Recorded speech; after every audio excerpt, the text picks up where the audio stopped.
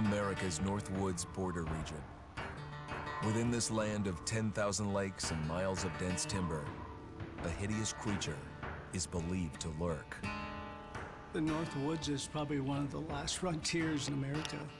There's still a lot of places in this area that hasn't been set foot by man. Monsters and mysteries exist here because it is remote.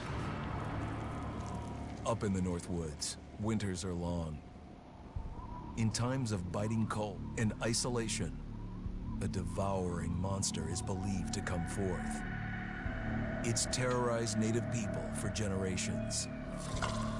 Growing up, I was told, like, don't go outside, the Wendigo will get you.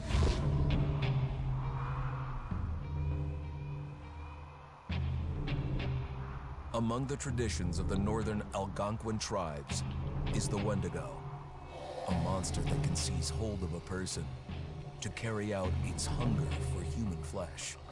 Many Native Americans fear even talking about this Wendigo, and even the mention of the name will let the Wendigo find out where you are, and it will open you up to be possessed by this Wendigo. The most famous case of a Wendigo possession took place in 1879.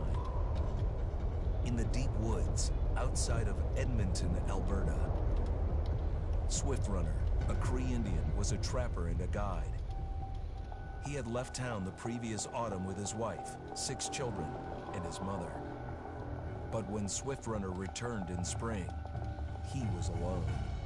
Swift Runner came into a nearby village telling this heartbreaking tale. I had to watch them starve to death. Of his family being killed by starvation, and that he was the only survivor. My whole family gone.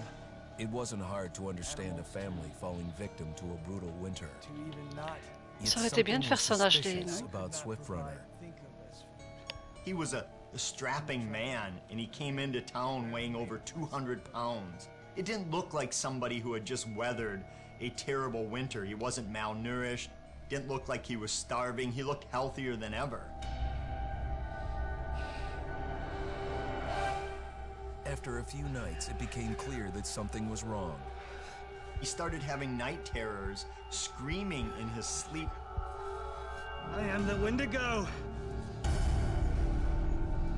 Villagers alerted the police. Swift Runner actually guided them back to his winter cabin. When they got there, that's when they saw the true horror.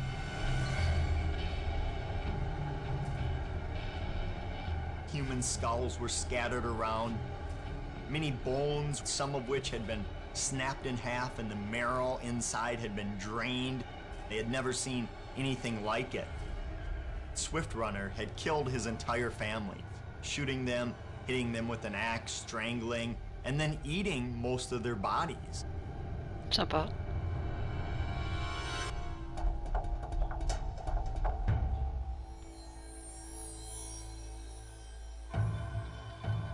Right up until the moment the noose was on his neck, Swift Runner swore the evil spirit of the Wendigo had possessed him and twisted him into a cannibal killer.